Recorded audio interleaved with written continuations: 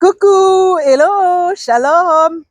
En 1 Corinthiens 15, 58, nous lisons: Ainsi, mes frères bien-aimés, soyez fermes, inébranlables, travaillant de mieux en mieux à l'œuvre du Seigneur, sachant que votre travail ne sera pas vain dans le Seigneur. Une autre version dit: Soyez fermes, inébranlables, abondants, toujours dans l'œuvre du Seigneur. On demande, frères et sœurs, d'être inébranlables, c'est-à-dire de ne pas faillir dans notre foi, de ne pas bouger. Si nous devons bouger, c'est-à-dire que notre foi doit croître.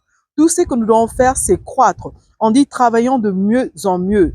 C'est-à-dire, nous commençons l'année avec comme objectif de servir de mieux en mieux notre Seigneur. Vous dites, mais on le fait pourquoi? Oui, on nous dit, notre travail dans le Seigneur ne sera pas vain, ni dans ce siècle, ni au paradis.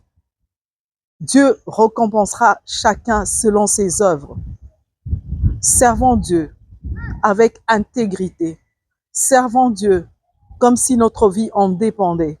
Servons Dieu avec zèle. Annonçons l'évangile. Proclamons ses bienfaits. Servons Dieu. Ce matin, c'est encore une belle occasion pour nous de le servir, en disant toujours, tout simplement aux gens qui nous entourent, eh ben, il nous a donné encore un nouveau jour. Il nous a donné une nouvelle année donc de l'espérance. Il nous a donné encore une nouvelle année pour gagner de plus en plus des âmes pour lui. Il nous a donné encore une nouvelle année pour dépeupler le monde des ténèbres et arracher des âmes qui sont perdues, qui étaient dans le monde des ténèbres, pour pouvoir les amener à Dieu. Quelle joie y a-t-il au ciel quand un seul pécheur se répand? Eh bien, c'est notre devoir, à vous, à moi, de parler de Dieu, de proclamer l'évangile, d'avoir du zèle pour le service de Dieu.